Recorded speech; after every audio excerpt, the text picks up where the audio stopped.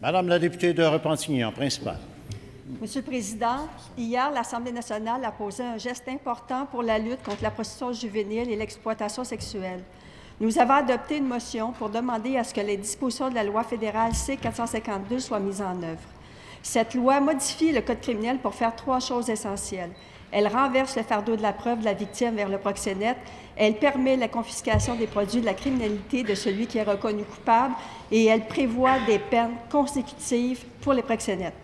Le gouvernement de Justin Trudeau refuse de signer le décret qui rend exécutoire ces dispositions sous prétexte, et je cite, « l'accumulation des peines consécutives constituerait un châtiment cruel et inusité envers les proxénètes. » Fin de la citation.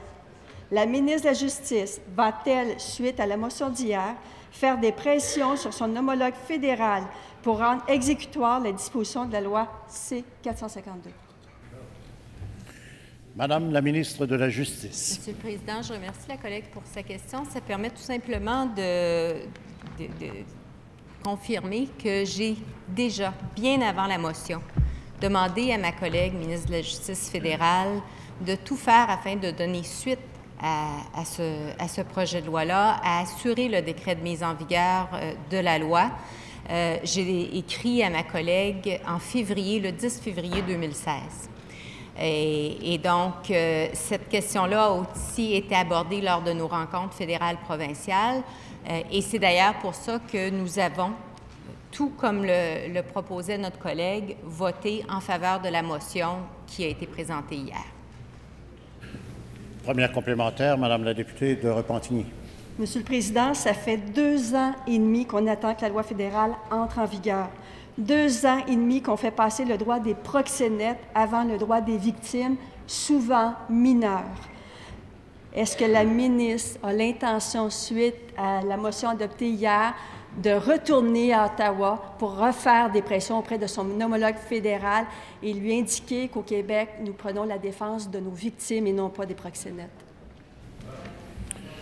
Madame la ministre de la Justice. Monsieur le Président, il me fera plaisir de poursuivre les démarches qui sont entamées depuis déjà près de 2 ans. Alors, je ne sais pas quoi vous dire de plus, sinon que je souscris, comme plusieurs des parlementaires de cette Assemblée, et que nous verrons à assurer une fois de plus une correspondance à ma collègue, comme nous le faisons aussi, et ça me permet de le réitérer, lorsque nous demandons au gouvernement fédéral de combler les postes à la Cour supérieure.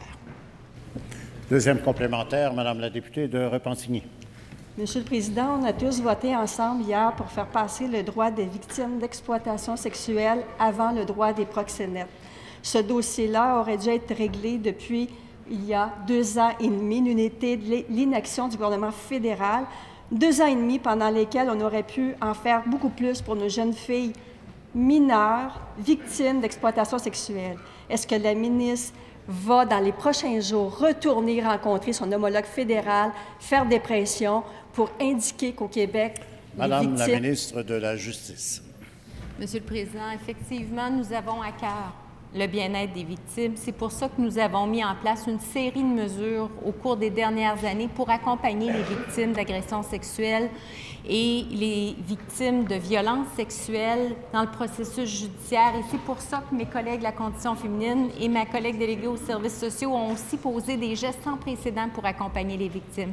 Ceci étant dit, Monsieur le Président, oui, nous allons continuer nos représentations auprès du gouvernement fédéral et je réitère que la nomination des juges, c'est aussi pour le bénéfice des victimes.